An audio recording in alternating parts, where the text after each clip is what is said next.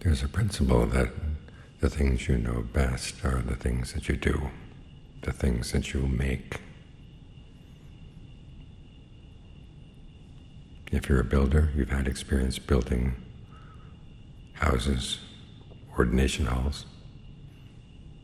You see another house, you see another ordination hall, and you have an appreciation for what was done. If you're a writer, you see someone else do something, a really good piece of writing, and you recognize it. And of course, the things you actually do yourself, you know those very well. You can look at every detail and say, well, I did this, I did that, this is how this fits together. The problem is that we do certain things so continuously, so frequently, that we are no longer conscious of what we're doing. As the Buddha pointed out, we construct our experience of the present moment through the way we breathe, through the way we talk to ourselves, through the feelings we focus on, the perceptions we make. In other words, the mental labels and images that we use to identify things. We use these processes, or these, what he calls fabrications, to put together the raw material that comes from our past karma. And we're doing it all the time. But as the Buddha points out, we do it in ignorance.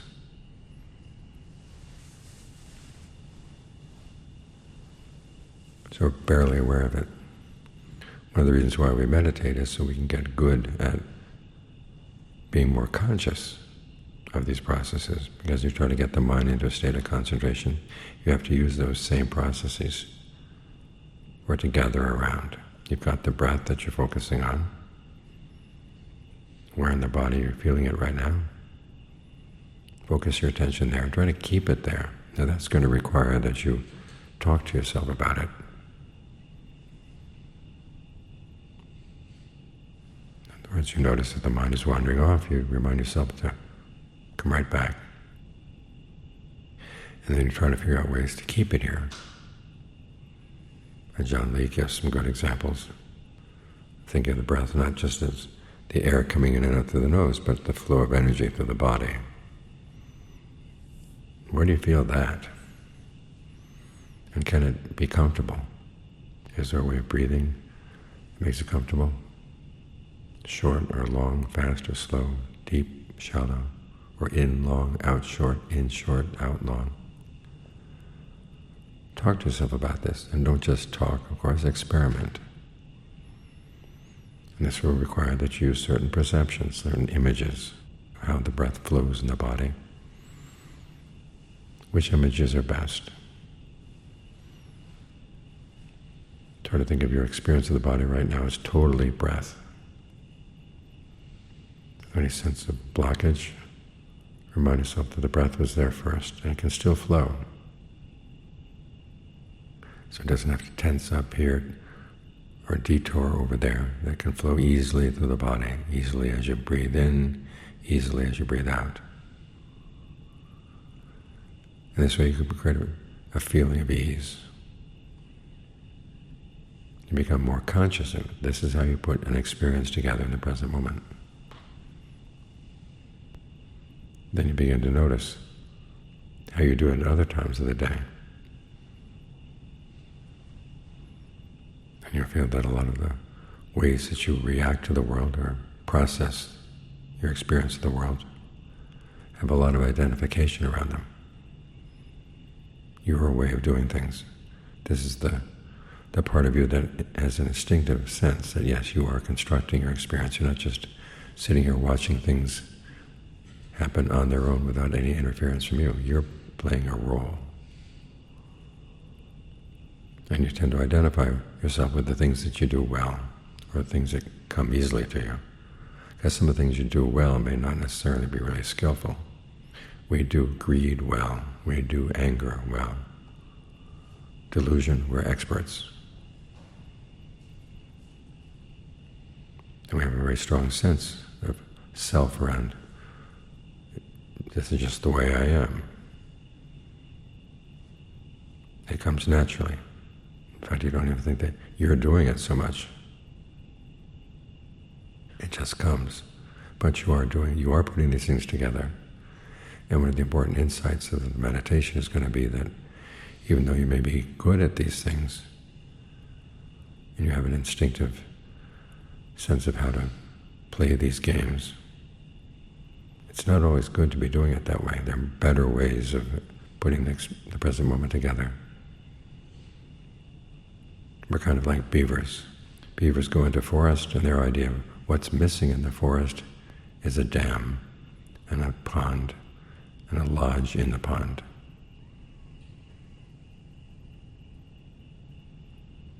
They've done studies of beavers who were orphaned as little tiny kids. And they're brought into captivity and raised.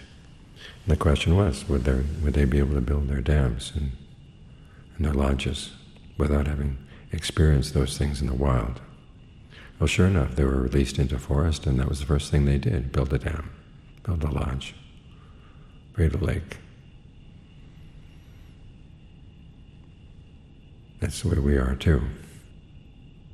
We do a process that the Buddha calls becoming. We get a sense of something we want, and then we identify the world in which that desired object exists, and then we take on a role in that world.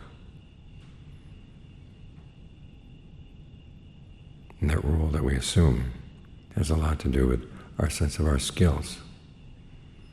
And if you're good at anger, good at greed, good at aversion, good at delusion, that's the identity you're going to take on. And the Buddha wants to teach you that there are other ways of doing things. But first he does have you build a sense of becoming. He talks about what he calls the 4 bases for success, how we succeed in putting a state of concentration together. There's desire, persistence, intent, and your powers of analysis. And just as we tend to identify with whatever skills we already have and tend to use them, the Buddha wants to teach you how to create a state of concentration. And it doesn't matter that you create a sense of identity around these things. In fact, it's going to be necessary. Just learn how to do it well. The desire has to do with your sense of you as the person who's going to enjoy the results of what we're doing. This is a large part of your motivation. You hear people in some schools of meditation saying that they meditate without any purpose, without any goal. It's almost as if they're showing off. But you wonder if they're meditating to show off. We're here because we have a purpose. That's the nature of the mind. And so you think about what a good goal it would be to find something inside that doesn't change, a happiness that doesn't disappoint or change, or require that you do anything ignoble, and it doesn't even require maintenance. It doesn't depend on anybody's suffering. Nobody's harmed by this. That's a good goal. The Buddha talks about that as delighting in the unafflicted, delighting in seclusion, and delighting in what he calls non-objectification. In other words, you don't need an identity at that goal. You realize the identities you take on are all strategies. Once you reach the goal, you can put the strategies aside, and there's no conflict. So you use that sense of the goal. It's a very sketchy sense of the goal. As the Buddha said, there's no way you can anticipate what Nirvana is going to be like before you really hit it. He gives you some ideas, but he says they're just arrows pointing in that direction. It's the ultimate bliss, freedom, a state of consciousness that doesn't depend on anything.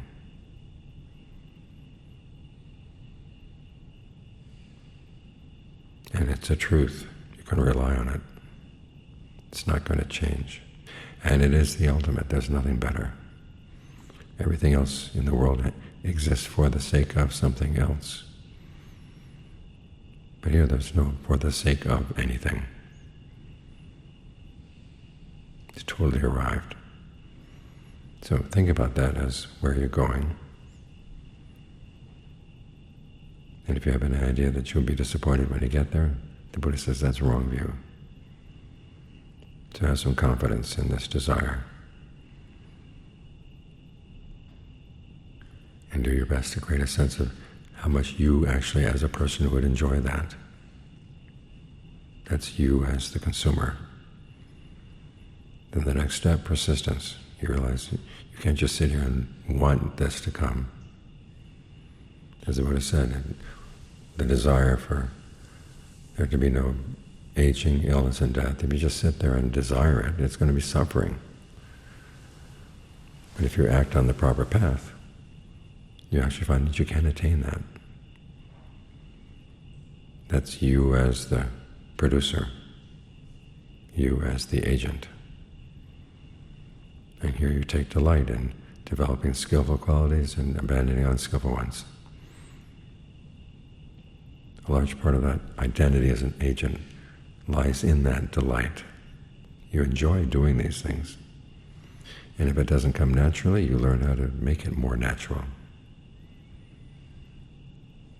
Because it is a part of wisdom. There are a lot of things that will give good results, but you may not like to do them. But if you have any sense, any discernment at all, you'll talk yourself into wanting to do them. The same with the things that you would like to do but give bad results. You learn to talk yourself into not wanting to do them. The Buddha's discernment is strategic. We're not here just to accept things and be okay. We're here to figure things out. And especially to figure out our own likes and dislikes, and learn how to train our likes in the right direction. So learn how to enjoy that particular identity as well, the agent who wants to do this, who delights in being persistent, who delights in whatever is required by the path. Then there's a self as the observer. That goes with intent. You really want to pay careful attention to what you're doing, because it is possible to follow the Buddha's instructions, but if you're not really paying careful attention, you're not going to learn anything. Because the Buddha never said that you can gain awakening simply by following steps A, B, C, D. It requires that you put in your own willingness to really observe all around what you're doing. That's you as the observer. And finally, there's you as the commentator. That goes with the analysis. When you've done something, you ask yourself, how good are the results? This analysis here requires a value judgment. Sometimes you hear it's said that the Buddha doesn't want you to pass judgment on things, just accept them as they are. There's inconstancy in life, and there's stress in life, and there's a lot of stuff that's just not you, that you can't control. Well, the Buddha never said that. That's taking the three characteristics and making them the big issue. The big issue is actually in the Four Noble Truths, the fact that we suffer from our clinging, and we cling because of craving, and we crave because of ignorance. Now it is possible to put an end to that ignorance, put an end to that craving by following the path. These are truths that carry duties. The suffering is to be comprehended, the craving and the ignorance to be abandoned. The goal is to be realized, and that's by following and developing the path. That's the framework for our analysis. Then you look at what you've done, and how does what you've done fit? How does it measure up? Are the things that you should be developing that you haven't developed yet? Or things you should be abandoning that you haven't abandoned yet? And if you get really good at this, you're not just passing judgment, but you're also making suggestions. The self as commentator. That sends it back to the agent. How about trying this? How about trying that? If you're a commentator, your inner critic is nothing but a critic. And this isn't good enough, that's not good enough. But without offering suggestions, you really need to train that inner critic. Just tell it, if you can't offer anything positive and can't offer any ideas, I'm not going to listen to you. Because you still want to maintain that desire, you as the consumer. And you want to develop that sense of competence in you as that agent. So you as the observer and the commentator, they go very closely together.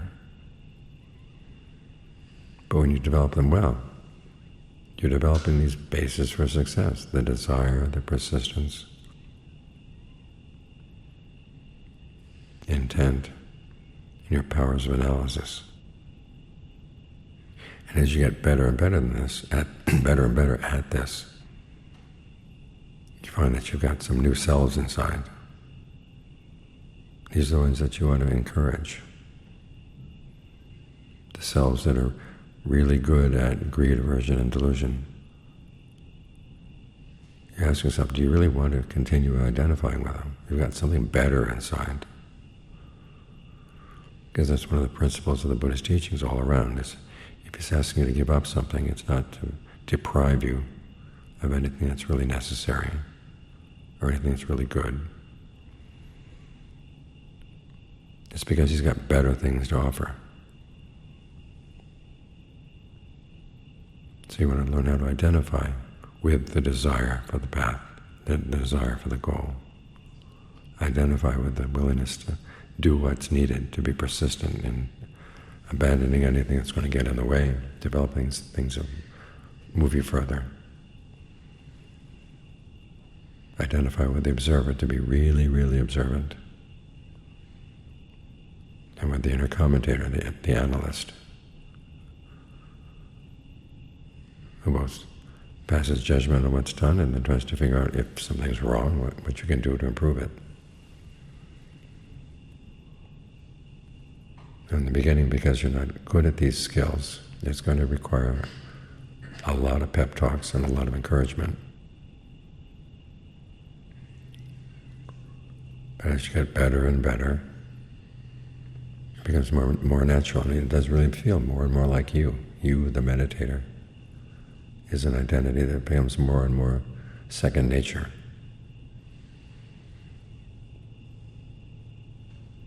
The time will come when you have to put it down. But in the meantime, use it. All these roles of the new you. As you see how you're putting all this together and getting really skilled at it. The skill is what confirms the sense of wanting to identify with this. It's hard in the beginning when the path doesn't go as smoothly as you like. And you keep on thinking, well, there are other things I can do more easily, other things I can do better. But you have to remind yourself, this is the skill. These are the identities that you want to develop.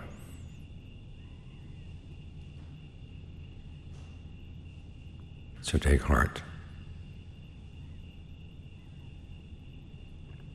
There's some people who say that they can't imagine themselves attaining any of the noble attainments. The response to that is, well, you get changed by the path. It's like learning in a foreign language. Depending on the nature of the language and the people who teach it to you, you find that you develop a new personality in that language. And it's just as much you as the personality in your original language.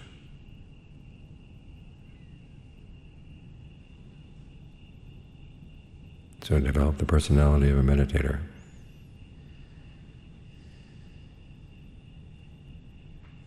until you get really fluent at it.